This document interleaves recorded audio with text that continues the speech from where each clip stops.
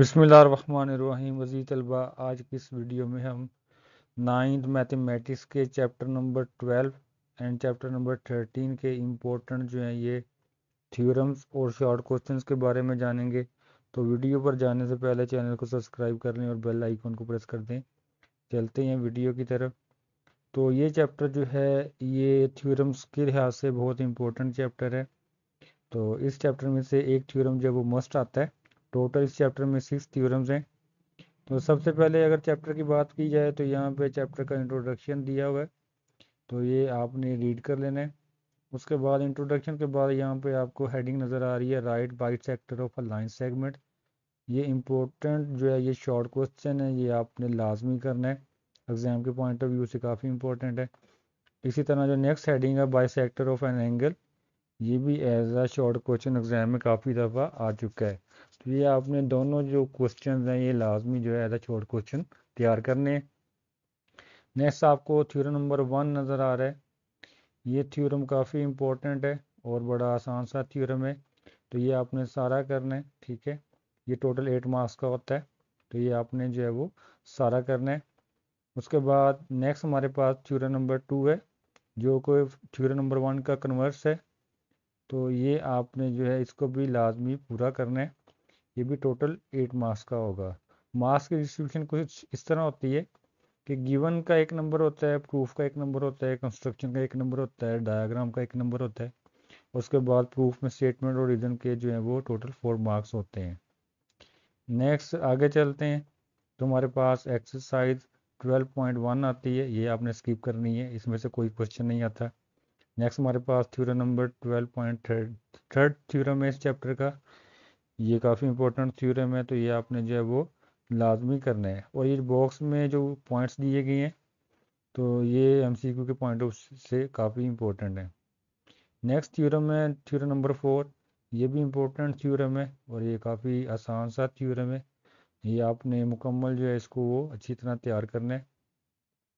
और उसके बाद जो थ्योरम नंबर 5 है, ये थ्योरम नंबर 4 का कन्वर्स है। तो ये भी बहुत इंपॉर्टेंट थ्योरम है, ये भी आपने लाजमी जो है ये मुकम्मल जो है वो तैयार करना है। उसके बाद हमारे पास नेक्स्ट एक्सरसाइज 12.2 है, ये आपने स्किप करनी है, इसमें से कुछ नहीं आता। और नेक्स्ट हमारे पास 6 थ्योरम है इस चैप्टर का। ये भी काफ़ी इंपॉर्टेंट थ्योरम है।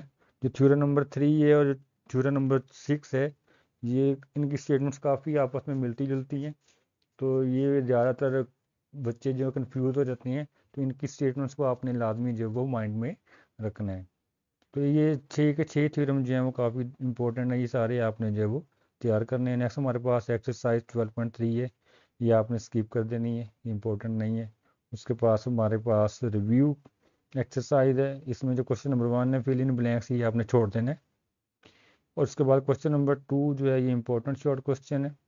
इसी तरह क्वेश्चन नंबर जो 3 है ये इंपॉर्टेंट डेफिनेशन है, ये मैंने पहले आपको मार्क कर दी है।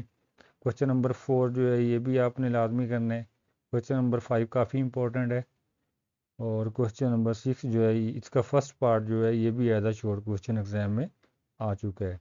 तो ये थे इस चैप्टर के important theorems and short questions. Next हम चलते हैं चैप्टर नंबर 13 की तरफ, जो कि काफ़ी इम्पोर्टेंट चैप्टर है शॉर्ट क्वेश्चंस के लिहाज से। तो चैप्टर का नेम है आपके पास sides and angles of a triangle. तो इसमें से भी एक शॉर्ट क्वेश्चन जो है वो लाजमी आता है एग्जाम के अंदर, और एक एमसीक्यू जो वो आता है। तो चलते हैं चैप्टर की तरफ। तो सबसे पहले जो है ये चैप्टर का इंट्रोडक्शन दिया हुआ है, ये जस्ट रीड कर लें। और ये जो थ्योरम है इसकी आपने स्टेटमेंट जो है वो इसको एक दफ़ा पढ़ लेना है, इसमें से एमसीक्यू बन जाता है। एग्जाम्पल नंबर जो है 1, ये आपने स्किप कर देनी, ये इम्पोर्टेंट नहीं है। उसके बाद एग्जाम्पल नंबर जो 2 है, ये भी आपने स्किप करनी, ये भी इम्पोर्टेंट नहीं है।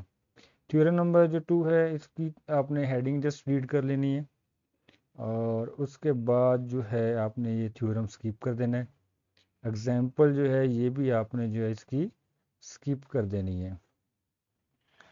नेक्स्ट आगे चलते हैं, हमारे पास थ्योरम है, इसकी स्टेटमेंट काफ़ी इंपॉर्टेंट है, क्योंकि जो शॉर्ट क्वेश्चन आपको आने हैं उसमें ये यूज़ होनी है। और ये थ्योरम आपने स्किप कर देना है। नेक्स्ट पेज पे अगर आए तो एग्जाम्पल नंबर 1 आपको नज़र आ रही है। इसके 3 पार्ट्स हैं, तो ये तीनों पार्ट्स काफ़ी इम्पोर्टेंट हैं। ये as a short question exam में आ चुका है ये सवाल, तो ये आपने लाजमी करना है कि ट्राइंगल की कोई भी जो 2 साइड्स होती हैं उनका सम जो है वो तीसरी साइड से जो है वो ग्रेटर होता है। नेक्स्ट एग्जांपल नंबर 2 है, ये आपने स्किप करनी है, एग्ज़ाम के लिहाज से इम्पोर्टेंट नहीं है। और इसी तरह जो एग्जांपल नंबर 3 है, इसकी स्टेटमेंट भी इम्पोर्टेंट है, ये भी एक्सरसाइज में जो है वो यूज़ होगी। उसके बाद हम एक्सरसाइज की तरफ चलते हैं। एक्सरसाइज 13.1 है, ये आपने स्किप कर देनी, ये इम्पोर्टेंट नहीं है।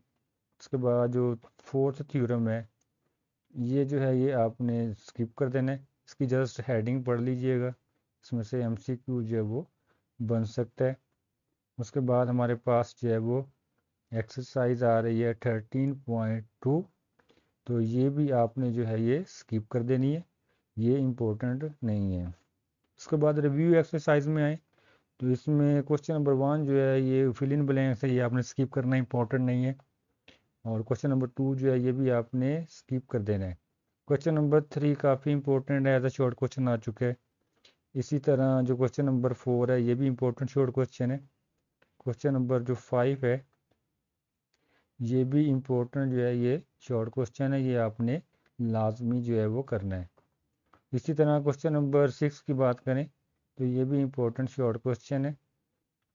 तो उसके बाद आपके पास समरी है, जिसमें जो थ्योरम्स हमने पढ़े हैं उनकी स्टेटमेंट है, ये जस्ट आप एक दफ़ा रीड कर लीजिएगा। तो ये था चैप्टर नंबर 13। उम्मीद है आपको ये वीडियो पसंद आई होगी। अपना बहुत सारा ख्याल रखिएगा। अल्लाह हाफिज़।